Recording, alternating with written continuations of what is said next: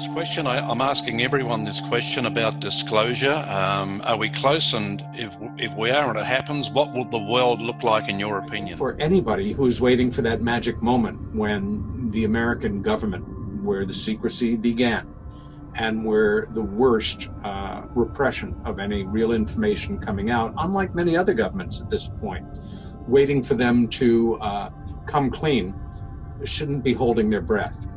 Part of the problem is that, let's just say we lived in a world where one world leader could simply come forward and make all this public, and maybe someday one of them will.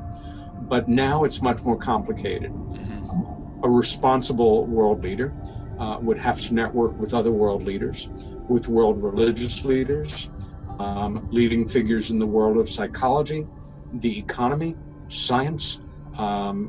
It would have to be well coordinated. But hypothetically, if, let's say, the President of the United States, this president, the last president, the next president were to come forward on television one night in a special press conference and say, "My fellow Americans and citizens of the world, it is my solemn duty to inform you," etc. They would be admitting by implication that every single president since Harry Truman, and including Harry Truman, was an unindicted co-conspirator in the greatest secret, the greatest deception in the history of humanity. And that's a touchy subject for powerful people. The big problem I have with disclosure is not the possibility that it could come. I mean, it may come, but the big issue I have, and which goes back at least 20 years, is that, I can pinpoint people after people who've said, disclosure's coming next week, or it's coming next year, or I've got a high-ranking source in the Pentagon who's told me, it's coming 3 p.m. next Thursday or whatever. It's almost, for me at least, it's got to almost like the boy who cried wolf scenario. He cried wolf so many times, and when the wolf really came, and attacked him, nobody would listen, because it was just, just the story was just going on. And that's how I kind of see the whole disclosure movement. My view is that if they've got something legitimate to say and hard evidence that disclosure is coming on this date, or it's going to come in the next couple of months, that's great. Tell us how you found it and provide us the data. But I've seen so many people in the field who I can bring out audio cassettes from the 90s. I can bring out, footage from conferences from the last few months where people who are pro-disclosure said, yes, it's coming, and we've been told this. But time and again, it doesn't come. So my view for the people in the disclosure field is either put up what you've got or shut up until you've got something 100% solid to share with us. There is no pending disclosure. Disclosure is happening right now.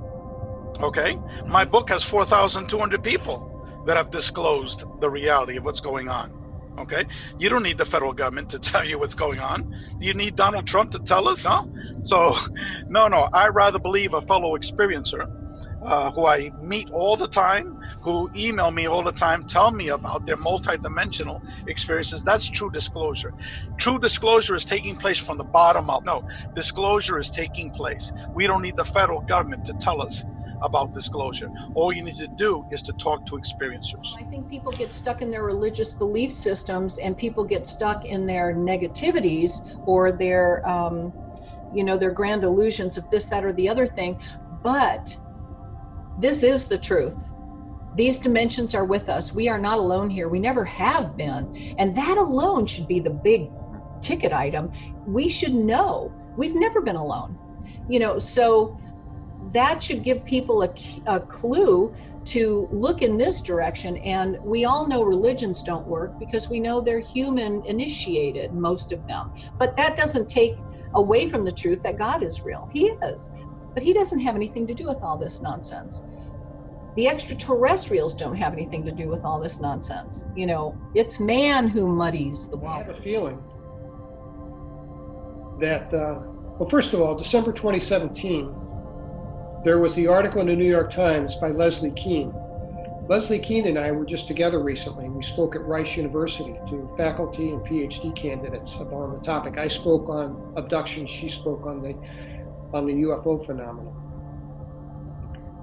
And that 2017 soft disclosure in Huffington Post, New York Times, and then picked up by CNN, where they showed Lieutenant Commander, or was it Commander Fravers' view through the gun camera and his description of these amazing objects. You know, having been in the military, I know that a commander doesn't unilaterally go on television and disclose things like that and have access to gun camera footage unless the United States government authorizes it and provides them with the material. So that to me was a soft disclosure. Well, I don't believe that if any of the listeners are waiting for someone to come up to a podium and make a grand announcement, that's not going to happen. Disclosure has been going on for at least 15 to 20 years now in the form of the media we've been exposed to. Shows like Ancient Aliens, radio shows like Coast to Coast AM. These are all things which could not have existed in the 60s or 70s. The shell started cracking with things like Eric von Daniken's Chariot of the Gods, which of course did very well in theaters, as did the book. And I'll credit that as being the start of the crack in the ice, perhaps. Yeah. Because then people started talking about it and looking at the evidence that was presented there and saying, well, you know, maybe. Yeah. And that started the discussions. I could support this statement with a very long discussion. And I give lectures. And my lectures are all over the internet. You can find them on YouTube, where I talk about this. But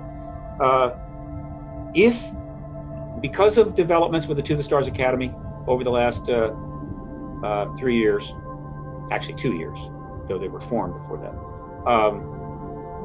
if the political crisis in America is resolved soon, and we have a stable situation under some president, exactly who, I can't say at this point, I believe we will very shortly see very aggressive new developments regarding this issue, and a lot of those are going to come directly or indirectly from the government itself. And the media, which has been thoroughly drenched in this issue for a long time, not able to do what we wanted to do, but done a lot. The media fully knows that this is the biggest story of all time. And so we could easily hit in 2020 a crossing point.